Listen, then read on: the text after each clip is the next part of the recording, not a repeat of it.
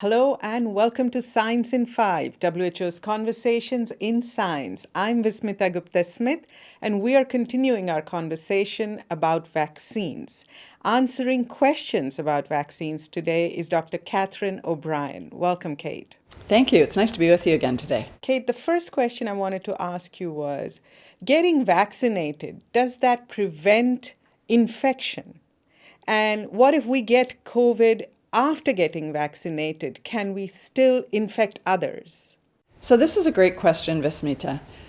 What we know about the vaccines is that they're really effective against disease. They're really effective at protecting us from getting especially severe disease and hospitalization. The second question we have, though, is do they prevent against infection? Of the early evidence that we have, it does look like these vaccines are not only protective against getting symptoms, actually developing disease, but they do seem to also prevent getting infected in your upper respiratory tract.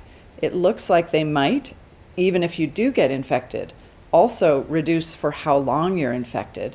And it also looks in very early data that when you're infected in your respiratory tract, you might have less of the virus in your respiratory tract than if you're not vaccinated. And each of those things would reduce the likelihood that you would transmit that virus to someone else.